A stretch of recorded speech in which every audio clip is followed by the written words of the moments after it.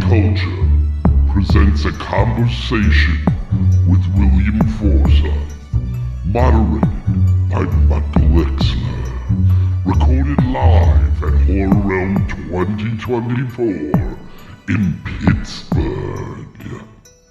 Mr. William Forsythe.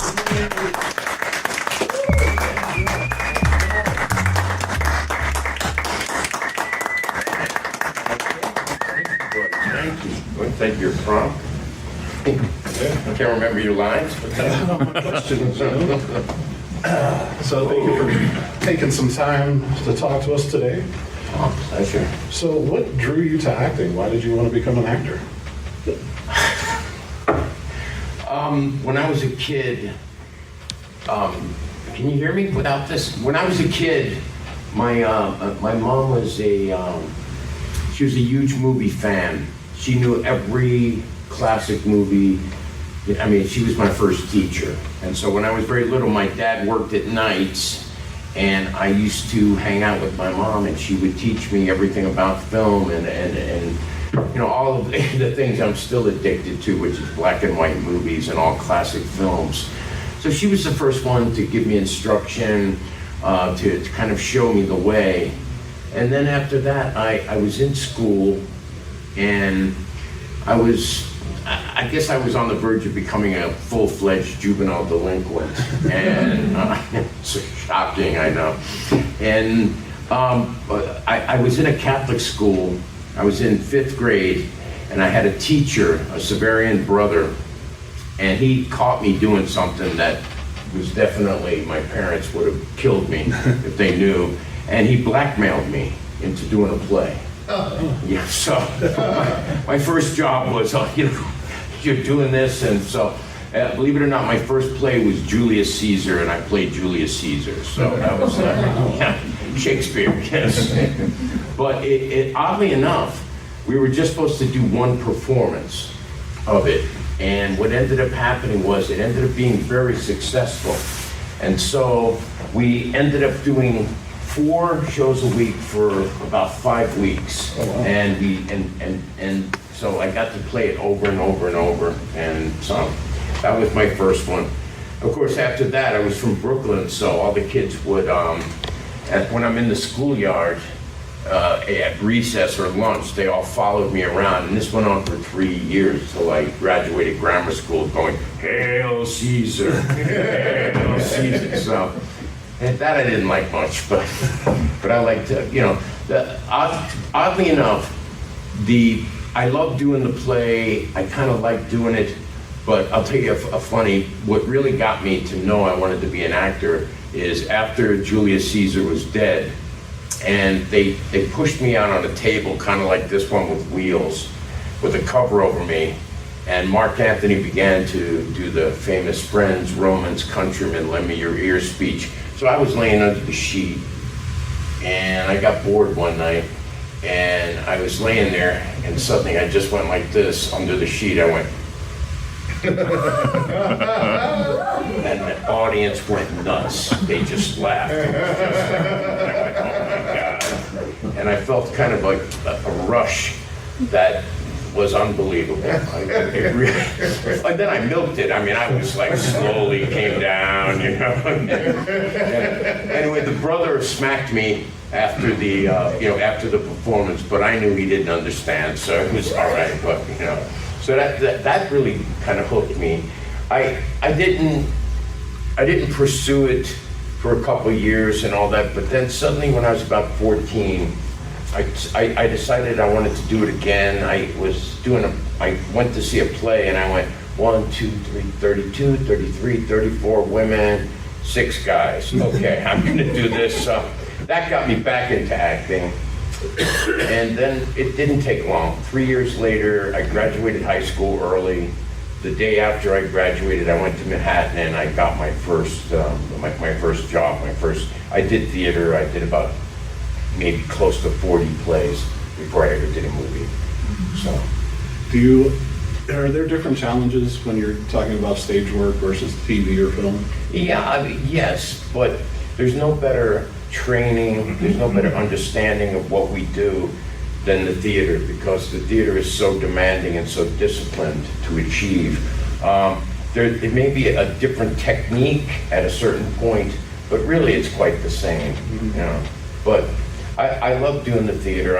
Honestly, I haven't done theater in quite a few years, but I've been open to it again. I almost bought a theater a couple of years ago, and I just have a desire to put things on its feet and do it, so definitely. Said you're addicted to black and white films. Who were some of the actors you kind of looked up to? When you were growing up? I love, believe it or not, I'll put them in order. When I was maybe 11, I was a Gary Cooper fanatic. I love Gary Cooper, specifically the Frank Capra movies, Meet John Doe, Mr. Deeds Goes to Town. These were movies that really moved me, and they still do. I mean, and in Cooper, of course, he played Lou Gehrig. And Lou Gehrig, I was supposed to take my uncle's name for confirmation. My uncle was a New York City detective, and I was scheduled to take his name for my confirmation name, but I became kind of obsessed with Lou Gehrig, and I ended up, when they asked me, I said Lewis. So that's my William Anthony Lewis Forsythe, yes. So, but I think I answered that. Yeah, you were good. So you played so many great villains. What is your opinion when you're watching a film? What are you looking for in a good villain? I don't know. I don't think of it that way. I think that you can't play a villain. You don't want to ever do something like that. When you do the work, you can never be the judge. What you have to do is try to find a real character. You have to find something that is real and comes to life for you. Nowadays, there's just so much one-level acting, and like any character you take on, the challenges are the same. Somebody, I think I did an episode of Arsenio, and they said to me, "How does it feel to be played one of the most notorious villains in history?" And I almost got hooked and thrown off the show, because I said, well, don't go picking on the guys whose names end with I, E, and O. I said, there are people in this country whose sons went on to be president. I said, who made their money the same way. And they just went, yeah. So, I can't help it, I'm bad. Speaking of bad, in 2006 you won the Fangoria Chainsaw Award for Devil's Rejects. Yes. Yeah. Which, I don't know how you felt about that. Were you happy about the award? I mean, come on, awards, honestly, I've had a few awards or things like that, but they don't, to me, it's all about the work. Right. It's all about doing a good job. It's all about a commitment to really doing the right thing when you work. And if you can be that way and not be so hung up with things like awards or anything like that, it saves you. You don't become bitter. You become, like I'm still 14 and when it comes to this stuff, because I put my heart into the work and not into, any of that kind of stuff, nor the egos that go along. The greatest expression ever was, I think Humphrey Bogart said it, don't believe the good reviews or the bad reviews. Just do your job. Right. And that's where I come from, honestly. And you would take more satisfaction in like fans saying how much a role meant to them. Yeah, the fans are the greatest. That's when I first was going to do a con. I was because I'm kind of a hider. I generally hide from everything, and I was a little concerned that I would maybe not, feel comfortable. Well, I ended up the first one I did. I was so completely blown away by the fans, by their knowledge, by the way people came up to me and they said things. And it really meant they understood even the most subtle choices that I was trying to do. And that really excited me, and sometimes people come up and say some of the most personal and amazing things to you. And you realize it takes you out of your own world and makes you realize, like me, I had people that really meant something to me. And that, it really touches me. I don't know how, because I believe in being completely humble and just being about the stuff. But if it pleases the people and they come up and tell me, it's wonderful. So my first memory of you on screen was Cloak and Dagger. Talk about working on that film. Oh, God, that was, honestly, I had just done, I mean, I broke in the hard way. I had a couple of movies. I had worked with Sergio Leone already, and did Once Upon a Time in America with Robert De Niro. But Sergio was a great artist, and it took him 2 years to edit the film and so that the film would be released. So I found myself, I came back and, you know, I tried to put together whatever I could. So when this movie came along, it wasn't their idea, it was my idea. So I went and I gained like 70 pounds, I grew everything. And the only reason I did it was because I looked up all these guys who owned all those gamer stores back in the day, and I had 10 of them, and every one of them looked like that. I said, holy shit, so I created this character, and I made, and I mean, it was weird because my mom had just seen me, you know, all blonde and, you know, and in decent shape, and suddenly I did this in a short matter of time. And, you know, my mom, my people were hardworking people. We didn't have money or anything. And it was the first time ever I decided, I'm going to pick my mom up in a limousine, you know. So I got some limo to pick mom up, and I showed up, and I was looking like that character. And it was great because my mom's like, she was just standing on the corner, and suddenly this limo pulled up. I opened the door, and I'm walking towards her, and she's like, what the hell did you do to yourself? And I'm like, I'm sorry, Mom. Well, you know, and that movie, I spent 2/3 of the movie in the trunk of the car dead. I ended up working 9 weeks on that movie, and I'm probably in 3 or 4 scenes alive, and then the rest of the time I'm dead in the trunk. And so it was pretty funny. I spent my time on that movie playing Dungeons and Dragons with Henry, young Henry. And so, you know, I have good memories of it. It was hard, I thought, because at the time I ran 10 miles a day and all. I said, oh, no problem, I'll just go. And then suddenly I went to run and my hip, you know, and so trying to make that comeback was, you know, it was a little more difficult than I anticipated. So you'd think I'd learn. I ended up doing it multiple times in my career. But I mean, it's a good experience. I love Dabney Coleman. Love him.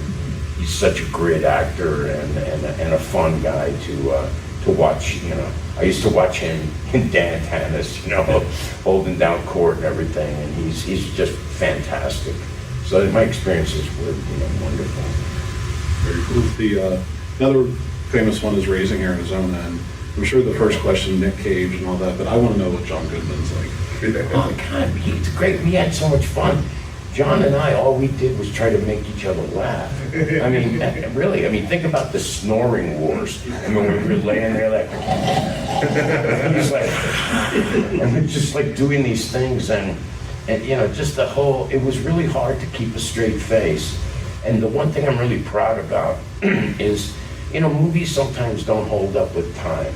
And that movie, I happened to catch it a few months ago, and the movie is great.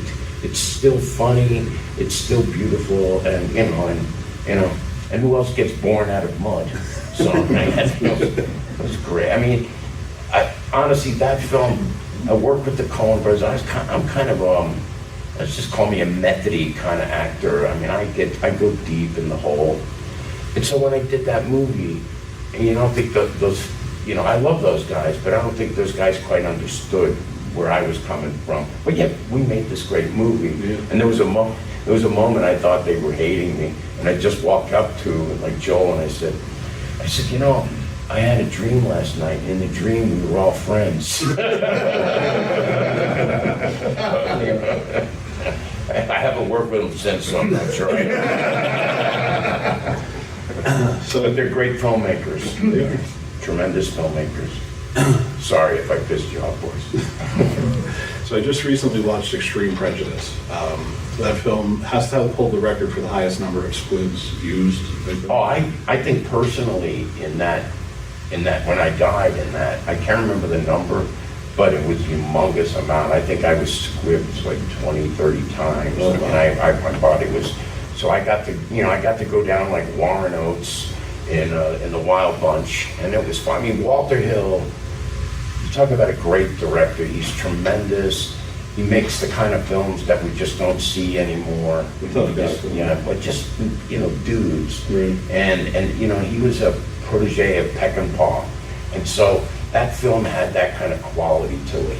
And I'll tell you, a story about Walt. Walt had a loyal crew. They were amazing. Everyone loved Walt. And I'll never forget the Kentucky Derby was on, and we're out in the middle of some shit field, doing our job. And suddenly I look over, and there's this whole crowd, and they're all gathered around Walt. And I'm going, what's going on? And with everyone, maybe half the crew, we're all gathered around. And Walt had a Walkman, like a Watchman. Remember those little tiny TVs that barely worked? Yeah. And a screen this big. Walt was watching the Kentucky Derby, and the whole crew was gathered around. It was fabulous. It was just a sign of, maybe an era we'll never see again. Right. That kind of sense of loyalty and everyone just, and he's no way they could see it. So it's like number two's ahead. It's like it was phenomenal. I love Walt, and Walt's one of those filmmakers that I would have done any movie he ever asked me to. He just he was funny. I'm always coming up with ideas. I rewrite things sometimes. And he looked at me one day and he goes, "You always have something to say, don't you?" Sorry, Walt, guilty. But he's one of the great ones. Did you have any interaction with Powers Booth? Oh yeah, we were always, around or whatever. I didn't get to really directly work with Powers, but I love Powers. He was just a great, interesting actor, and that film, my God, So good. It's such a great movie. It's awesome. And we'll never see one like it again. We just won't ever, see that kind of thing. And God knows my character. He broke every rule in Me Too, knowing the man, like the opening scene alone. "Hey baby, how you doing? I'll buy you an ice cream cone." I'm like, It was pretty funny. And I looked at Walt and I go, "Walt, I'm just standing here." I go, and he goes, "Go ahead, do what you want to do." So I did that stuff, I started, and it's just great. I got on that year. I got to do that movie with Nick Nolte, and I love Nick Nolte. Nick Nolte, he was so committed in that movie. Nick liked to have fun, but that movie he was completely, he had dropped all the weight. He was completely disciplined. He was just on to play this character the right way. And everything that, he did in that film was just so specific. But I did that movie, and that was a long shoot, about 4 months. And then right after that, I got another movie with Nick, Weeds. Mm-hmm. And so I worked with Nick 2 movies in a row for a total of 8 months in a row. And that movie was like, a different story. Now we're singing and dancing. If you could have seen Nick Nolte and I at music rehearsal in the morning, like, da da da. It was pretty weird. How you doing there? But I'm all right, buddy. We're perfect the way we are. I read an interview where you said that your character in Weeds is one of your favorites. Oh God, yeah, I love that movie. It's just, I don't understand how some of the greatest films, certainly the ones that I love the most, that I've ever done, they kind of hide them.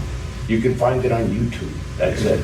Well, Extreme Prejudice, I had to buy on Amazon. Yeah. And it looked like a VHS transfer. Yeah. I didn't know if it ever made it. Well, the Blu-ray has now Is come it? out this past year. Oh, okay. And it has made it out, but that's a movie they hid for years.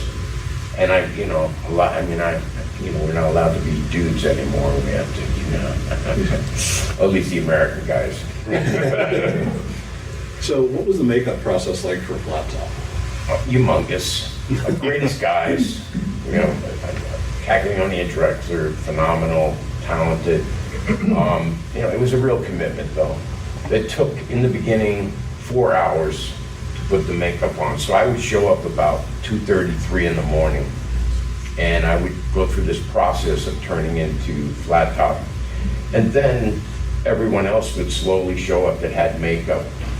And then, it's funny, then Warren would come in about 11 in the morning, and then want to work a 15-hour day.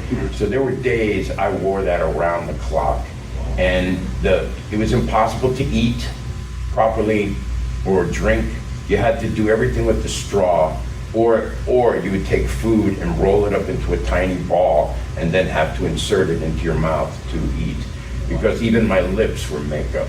Oh, You know, it was a huge commitment, but I, you know, again, on an average day, I'm working with all kinds of people. I'm working with people who had done movies in the 20s and 30s, and they were taking people out of the actors' retirement home even, and they were being put to work.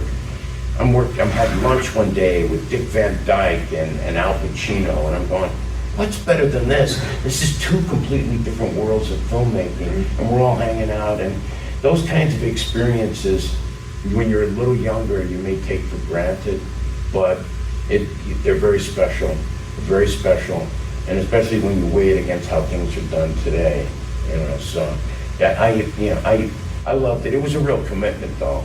I mean, 6 months I had to put that makeup on, and I worked extra hard on that. If you look at that movie, a lot of the people that had full facial makeup, they just kind of look like a mask, in a way. But what I did was, I went in on even my days I wasn't working in the beginning, and I worked very hard to make that face move and have like real life. So I had to create a second language inside there to be able to, I would sometimes be exaggerating my face just to get a small reaction. And I worked very hard at that so that the character, that it was always alive like a real person. And there were others that, you know, like didn't. And so they just ended up with like the mask, the face, you know, but that was, you know, the challenge of it. And it was a blast. Well, you know, Warren, I love Warren Beatty. I think he's a tremendously underrated director, and a great director. But he was funny when he first said he wanted to meet me. I went, oh great, I'll go meet Warren. I walked in, he didn't know me, but he'd heard good things about me. We had a nice meeting, and then the meeting ended, and then suddenly out of the blue, I get a call, Warren wants to see you again. It was about 3 days later. And then when I went in, he had seen every piece of footage that I had ever done. And I mean, he did his homework, he's smart. And I showed up and we started talking. And then he was great. He took, he wined me, dined me. I went to dinner with him in New York, in LA, and I was like, oh my God, it's a dream come true. And then he says he wants me to play Flattop. And I knew that Flattop was the most important villain in Dick Tracy history. But what he neglected to tell me, because there was no script to read, was that he was going to have a guy named Big Boy with Al Pacino playing him. So he kind of made me kind of believe that it was just going to be me butting heads with him, and I'm suddenly like, oh, I get it, But, but that was, part of his glorious manipulation, and he was good at it, let me tell you. But, I get other great memories of that film. I mean, just really great guys that were playing these parts. I mean, like Itchy, like Edo Ross. I mean, people don't even know this. Edo Ross, he was a fine actor, but Ed was an undefeated amateur boxer. Ed won the gold medal in the '68 Olympics, and he put up his hand in solidarity with, and they stripped him of his medals. I mean, just like, Henry Silva, all we talked about, the last member of the Rat Pack, well, not at that moment, but, all we talked about was Rome and wine and women, and, he was a romantic, just great people, great people. All-star cast is used a lot, but I think that one is fitting for it. Just great people too, real depth, it was a real privilege to do it. I don't think that movie gets enough credit for how beautiful it looks. Vittorio Storaro was one of the great shooters of all time, and just absolutely a tremendous cinematographer. And the thing that really got me the most about how he worked, he whispered. He had a little microphone, and he just told his guys very quietly what to do. And you don't have that. You don't have anything like that. So it was very special. Very cool. Right now, don't get too mad at me for bringing this up, but Out for Justice. Whatever, it's a good movie. It's a good movie. So you were the main villain to Steven Seagal. Back then, I thought the main villain to Steven Seagal was akin to almost a Bond villain because he was so big at that time. Well, it was early on. I loved it. first of all, the script was great. I read that script, and I thought, this is a really great script. This is kind of like, it's like Mean Streets. It had that kind of quality to it. And I was, but I heard that he was, it was a martial arts thing and whatever, but I'm going, the script is really good. So I went in LA, and I tore the room up with the director, John Flynn. I just, I brought Richie alive in the room, and that was good. And then I was supposed to meet Seagal and do it, so I ended up on the East Coast. So what I did, if you know Richie doesn't sleep, he just, he's all cranked up and he's a pretty determined guy. I arrived in New York and I purposely hired a car, and I had the car drive me around for 24 hours, and I didn't go to bed, and then I went right to the audition. So when I walked in the room, I was like this crazy Richie as could ever be. I told you I was a methody kind of guy. And I went in and I just went crazy in the room, and they were like, okay, we're gonna give you, we're gonna do this movie. I got to do my own movie. For the whole movie, it was me and my guys and having my own fun and really enjoying it. And then he was doing his movie. So we didn't meet until the end. Right. And, then I, had to be beaten up through 7 rooms and, and I'm going, Steven, don't you think if a guy could take a beating through 7 rooms, he's gonna at least hit you once? You could never touch me, and that kind of thing. And I'm going, well, I said, you just hit me in the head with the frying pan, and I get up, and you've been shot here, so I go for your wounds, and I go in on him, and I'm moving in on him, and I go, what do you do? And he went for my eyes. I ducked my head, and I slapped as hard as I could on his thigh right next to his colognes. And I said, that's one. He turned his back, and he never spoke to me again except on camera. He got so mad at me. I read an interview with Seagal where he said that they cut 30 minutes of the film out because you were... It was all me. Yeah, you were upstaging him. Well, yeah, he was concerned with that after the first day. He, after we started shooting. I mean, a funny story, he comes in. Of course I was. He comes in, and this is a funny moment. I'm doing a scene with these kids, and I'm like, and I'm being Richie all crazy. And so as I'm talking to this kid, I hooked my foot around his leg, real schoolyard technique. And then I pushed him, and the kid fell. And he wasn't even working that day. He comes running, and he goes, who's the fucking martial artist here? And he's screaming like this, and I'm going, I go, Steven, that's not martial arts. I said, I learned that in the 3rd grade. But, yeah, and that was just weird. And he had these, and I know for a fact, I have a witness to this. He stood in the room, in the editing room. I want this guy cut to the bare bone, to the bare fucking bone. And that's what they did. But you know what the review said? William Forsythe steals the movie from Steven Seagal. It's obvious he was edited as tightly as he could, but it doesn't matter. I mean, it was like everything he didn't want is what happened anyway. And I'm not trying to steal anything from anyone. Right. I tried to explain to him, when I tried to explain that we should, I said, when John Wayne did a movie, I said, what made it interesting was the fact that, let's take a villain like Richard Boone. I go, Richard Boone is a great actor, and he brings a lot of power to the screen. But we may know John Wayne's gonna win in the end. We've seen movies before. I go, but the more powerful that guy is, the better the drama is, and better the movie is.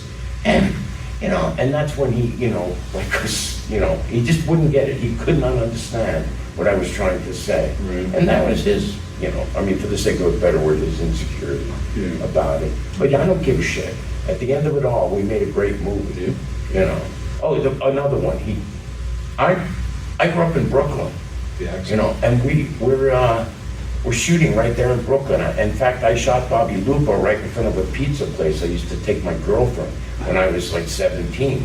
So I'm, you're home. I was in my element. So he comes up to me, and he'd been working on this Brooklyn accent he had, and he's like, yo, you really need to work on your Brooklyn accent. And he comes up to me with this heart, and he says, and I looked at him, I said, I'm from here, right, Steven? I said, I said, look, believe me when I tell you this. I said, it's you that have to work on your Brooklyn accent. He fucking hated me. But, you know. So you're no stranger to comedy. You were in Deuce Bigelow. I love comedies. They're my favorites. And you were definitely like the straight man, but you stole every scene you were in. Talk about working with Well, that's the funny, that's what makes comedy. You play two worlds collide. If you play for funny, it's not funny. You have to almost be, he was hyper serious. And so, but I loved Rob. I loved working with Rob. And it was funny. So when I'd be around Rob, I purposely do stuff. I just purposely make moves. And finally he'd be, naturally react. So when we got in there and began to do the movie, oh, it was great. I mean, I'd make a move and Rob would, you get a triple flinch out of him and stuff. And it was just so funny. And my favorite shot in the movie is when they put the camera between my legs and you see my pants fall through frame. It's like, does this look infected? It's like, I love the comedies. I had a blast doing it. I've done a few comedies. Every one of them was a success, and I love doing them. So, moving to The Rock, you weren't on Alcatraz, were you? I did. I shot my last scene on Alcatraz. The rest of it we shot in varying locations in San Francisco and in the studio. But the last scene I shot on Alcatraz. They shot on Alcatraz a lot of what was being done, the fighting and all those things that were occurring while we were, in Central Command. Yeah. So. Sean Connery, did you have much interaction with him? I had a great sequence with him. I love Sean Connery. I was a James Bond kid. It was my era, and I loved him. I mean, I really love and respect Sean. Yeah. But so we went in to do the scenes, and I'm looking at him going, this guy, and I just said, well, I'm going to take some chances, and I did. And he could have turned around and been like, who the hell do you think you are? But he didn't. Like, I walked by him and I give him that little crack in the back of the head. And, I'm taking some liberties there. I mean, he could have turned around. There's a lot of Hollywood types that would turn around and, and try to give you shit. Yeah. And instead you see in his eyes, like, his eyes lit up and, and it was great. He took it and he put it right there on camera. And that's what it's all about. We influence each other. We try to do things so that it's not acting, that it's more reacting and it's more real. And he took what I did and he went with it. And I was just, I was so grateful for it because he was funny. I saw him yell at Michael Bay once, yell at the crew one more time. He was like, so, I love Sean Connery. A buddy of mine told me a story about him that I'll never forget. At the Untouchables, they were doing the Untouchables, and they were shooting a sequence in the streets. And I guess some obnoxious person, let's not call him a fan, started messing with Sean, And so Sean turned around to engage him, and the guy kept mouthing off. So one of our crew guys just went over to him and gave him like a, bounce and got rid of the guy. The next thing, now my buddy witnessed this, the next thing that happened is Sean goes over to the guy and he goes, the next time you get between me and an asshole, it'll be you that gets to beat you. He was a dude, man.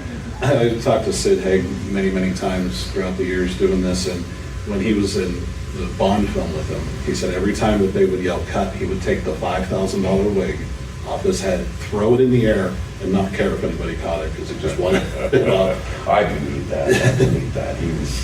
He was golden. So moving on to The Devil's Rejects, you played Sheriff Wydell, out for justice for the death of his brother. How did you prep for this intense role, reading the script and knowing where you needed to go? At first it began with Rob and I. Rob and I hadn't met. We met over the phone. We had about a 2 to 3 hour phone conversation.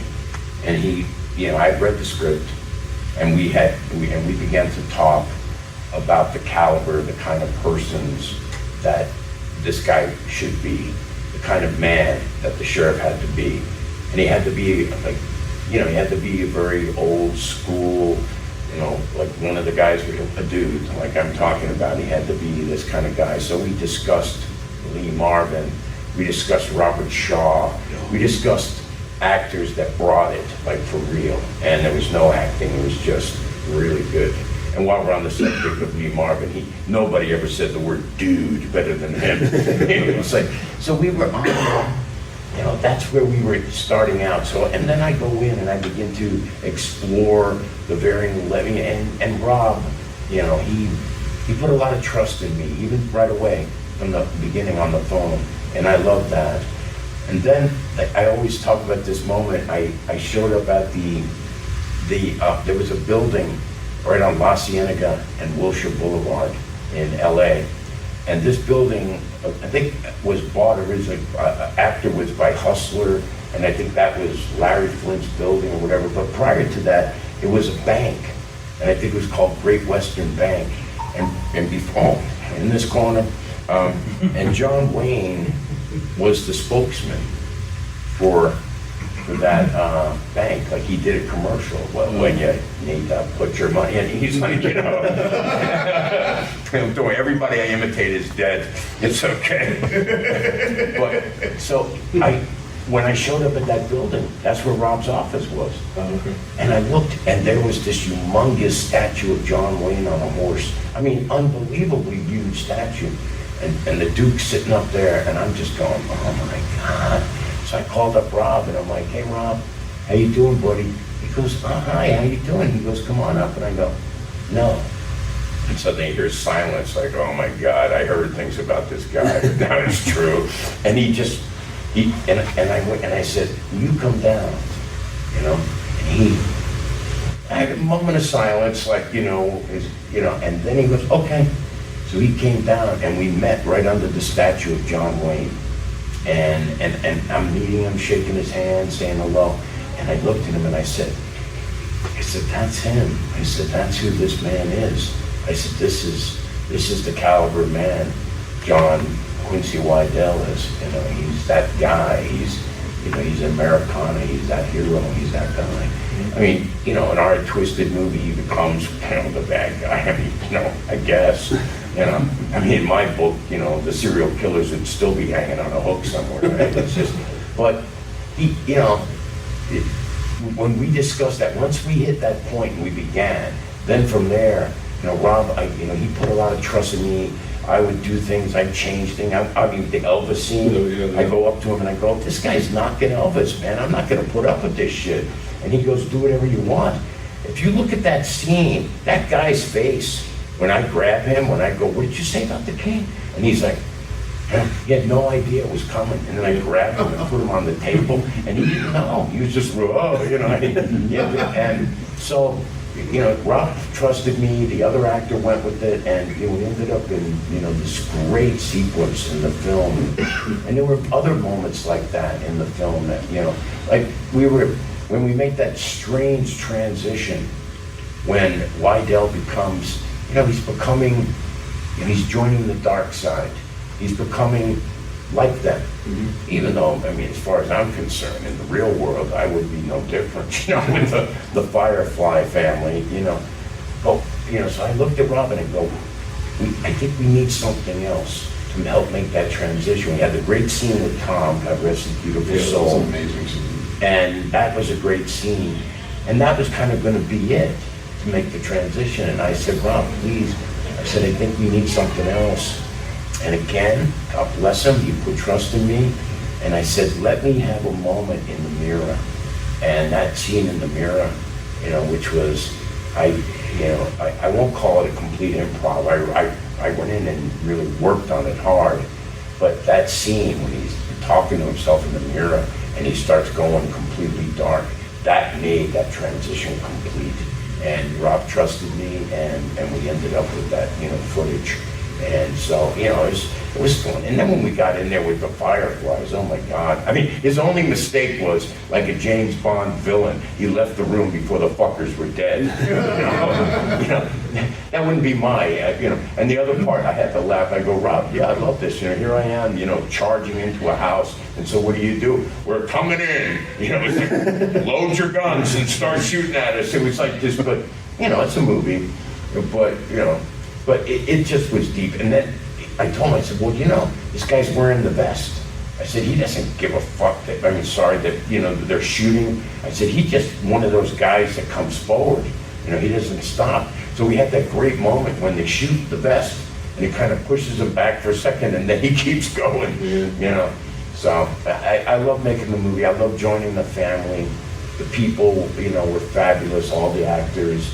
And you know, I was just lucky to be a part of the team and to bring, you know, what I did, because, you know, in the first movie, it was like a rock and roll murder spree, you know, but this one they had to really deal with somebody, and that somebody was me. And I was like, I'm gonna, you know, even though I read the last page too, you know, where I get broken like a chicken wing or whatever, but it was just, you know, to try to make that, you know, and you know, other than the fact he walks away before they're dead, you know, it was like his only mistake, you know, so. I've talked to Bill and Sid about the scene where you have them all lined up in chairs. And you mentioned earlier method. Now, Sid said that you had wanted to use real gas at one point. Was that true at all? Real gas? He said, I guess you were spraying. No. And he was like, oh, Sid. God bless you, brother. No. Yeah. And this is a real lighter, too. No. But it's beautiful of him to think of it that way, because I mean, I went, you know, I took them, I knew, you know, at that moment. I mean, when I'm, you know, like this weird stuff where I'm driving the nail and he goes, ah, and I go, man, you know, it's like, so it was crazy. And then the laughter and just, you know, I mean, I was there, I went off and you could see it, you know, but no, I'm a professional. I wouldn't burn Sid. Yeah. One thing he always said about playing Spaulding, he said playing him was easy, but putting the bastard away at the end of the day was a little tough. But did you feel that way with either Wydell or any of your other characters? I don't have, like, I get into what I do, but, you know, I get out. I mean, a character that's not, you know, the only character that was really hard for me to do, and it was painful every day, was when I played that scumbag John Wayne Gacy. That was hard to do. He's a real monster, not like one of our Hollywood monsters. And I really delved in and exposed him, and I discovered things. In fact, I discovered things that the cops didn't even know about him, and things he had done. And he was tough to live with. And you know, I had my guardian angels. I was prepared for what was coming, you know, because I knew if I took him on, it would happen. And but that was the most difficult. Any other character, I've not had that kind of experience. So much so, every day, as part of my preparation, I watched a video, and sadly, it was just a collage of photographs of the victims, these boys. And I'll tell you, I couldn't get through that any day without being emotionally torn up. It was hard to do, but it fed me what I needed to get through it. When you play a guy like that, you can't judge him, even though he's, you know, filth. You can't judge him. You have to come at it from his perspective. But you know, when the movie was over, I couldn't wait to get out of his skin. You know, I watched the movie once. I'll never watch it again. I got him. I exposed him. I discovered what he really was and the kind of monster he was. I tell my own kids, I tell people, I said, always remember this. When bad comes up to you, very rarely, really evil things rarely walk up serious and hard at you. They walk up with a smile. How you doing? How are you? It comes up like that, really evil. Mostly always comes up that way. And that was Gacy. Yeah. I think you can tell I'm a fan of yours, and that was the most chilling thing I think you've done that I've seen. Yeah, it's scary. And do you think the film, not only what Gacy did, but the actual premise of the film being true, does that give it more gravitas, do you believe? I mean, it's powerful as hell, but it was hard for me. In fact, I watched it, of all things, my mom was with me. And when the movie was over, she just looked at me, you know, and I could feel it, you know.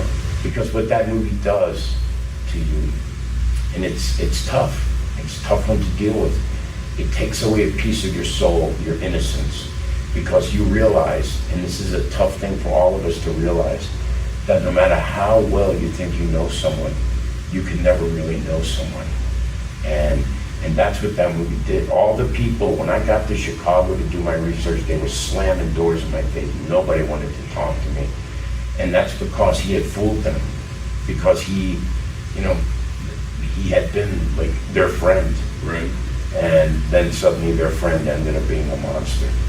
And so he was, I was very happy to have gotten in his skin, to expose him. I met everyone. I met all the cops, the guys who brought him down. I met his lawyers. I met his childhood friends. I mean, I got so into him. I could have written 10 books on Gacy by the time it was over, but I didn't never want anything to do with him ever again.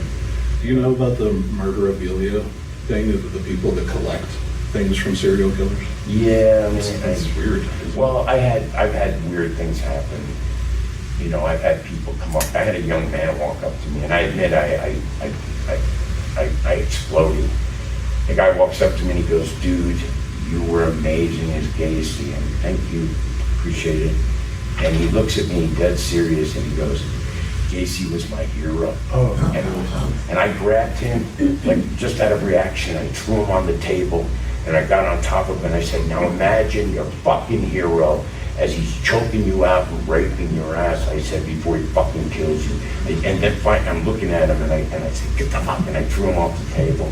And I just reacted. It made me so nuts that somebody would feel that way. I can understand getting into the criminal side of it, to understand what's really going on, to break down and what goes on in the minds of these people. That is intriguing, I get it. But the fact that there are people, young kids or anybody, that sit there, wanting to idolize this guy. Look what happened. Or the book was based on this kid who comes into the jail and thinks he can get the best of Gacy and all that. Well, my research told me that happened 50, 100 times. Oh, really? That there were people that Gacy was entertaining in prison. They were all, he would do that all the time. He'd have people come visit him. So he had a social life in prison by doing this. And it was just horrific. And he got around the Son of Sam law, which says you cannot profit from your crimes. And the way he got around it was he painted. Yeah. So he all right, I'll paint you a painting for $25, put the money in my canteen. And that's how he got around it. And, and there was no remorse, there was nothing. I mean, I put the line in the movie, it wasn't originally gonna be in there. I mean, he really said to that young man, I mean, he was on his way, they're about taking him away to be executed. And he told that kid, he said, "I'll see you on the other side, buddy." Fucking monster. Yep. Monster. And that's why every autograph I ever sign, it's like, "God bless you and make Gacy rot in hell," because, I can't,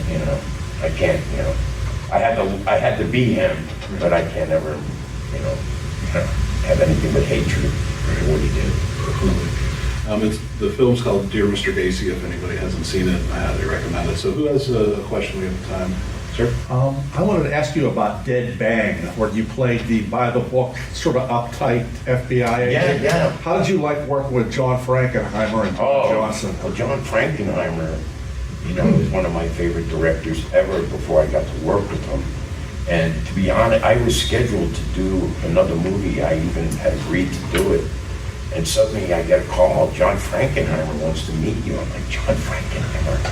Great." So I go in and I meet him, and he's all in command, and he's just, "I've heard great things about you, young man," and he had that way of speaking, and I'm going, I was looking at him, and finally I'm sitting there, and and they're handing me a Perrier, and I'm just sitting there with a Perrier in my hand, and I look out the window, and I just start laughing, and John goes, "What's so funny?" And I go, "Here you are, Mr. Frankenheimer, one of the greatest directors in movie history and someone that I love, and you're giving me fancy French drinking water." I said, "And right out there, out that window, I hopped that fence maybe 2 years ago to just try to get an audition." And I found it, and he was great. He just was, by the end of the meeting, he goes, "I want you to do my movie." And I'm like, "Well, when are you shooting?" And he tells me the dates, and I go, "I have a movie in Rome I'm supposed to go do." And he looks at me and he goes, "Dump him." And I did. I did.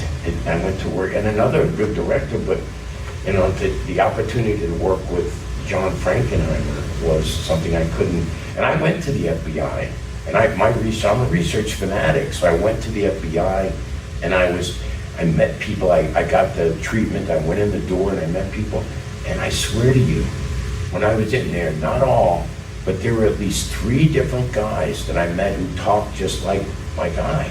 You know, really nice to meet you, and he had this kind of thing going, and it was kind of Richard Nixon, you know, and that's the way I approached it, you know. I kind of put Nixon in his body, you know, and so when you see it, it's kind of like, you know, Tricky Dick over there doing his spiel, and you know, and I mean, it was something, you know, working with Don, you know, I mean, Don was a character. I did 2 movies with Don. We broke into arguments and eventually almost fought twice, you know, both films. And he recommended me, you know, so he liked it, you know, and, you know, I mean, I liked the movie, but, I mean, obviously, I don't think it's one of John's greatest films, but, you know, I got to work with John Frankenheimer, so, I mean, that's a great badge of honor. It's aged well, Dead Bang. That plays a lot better now than it did when it was released. Yeah, I mean, I loved it, and people said, when somebody came to me and they go, why are you playing that character like that? I said, just fuck off. I said, I'll make my choices, you know, and I saw these guys, you know, why play it just, you know, if you see, that's what I look for. When I do a character, I won't put anything in the movie unless I see it.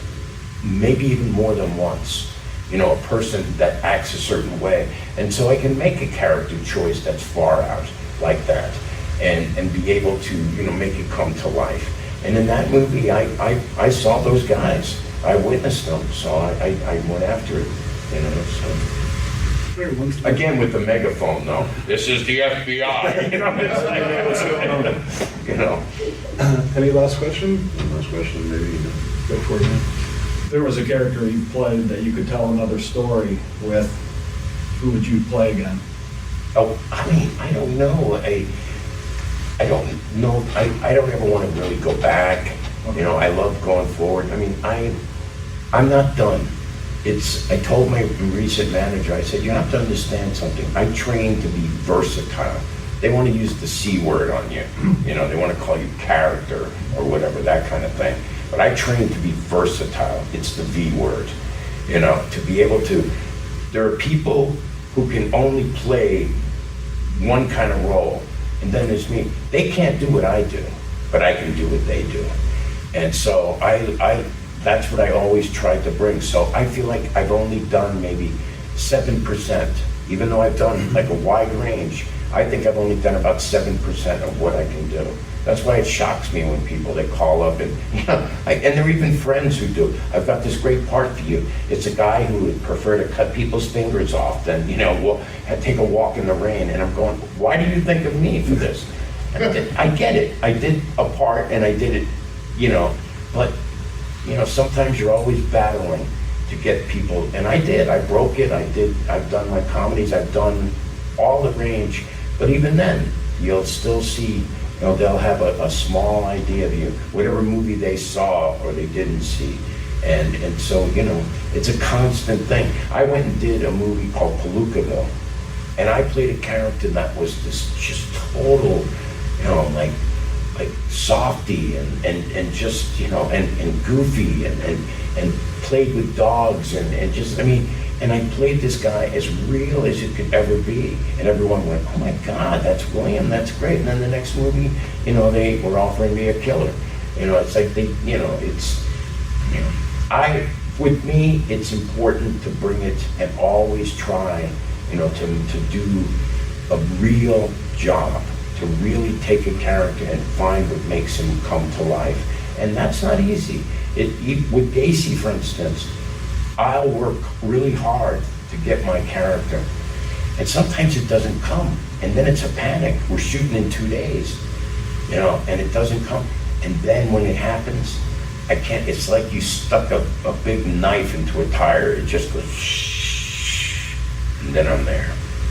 And that happened with Gacy 36 hours before I shot. It suddenly hit me. I understood how to approach this. And so I did. That would, you know, but each one is like, it's different. I pray for bigger challenges. I'm far from done. I told my new agent, I said, I know you're not gonna believe this. I said, but with me, the best is yet to come. I said, I'm a late bloomer and the best is yet to come. So get ready. And, you know, I mean, they don't think so. Well, fuck them. You know? Ladies and gentlemen, put your hands together. Thank you, guys.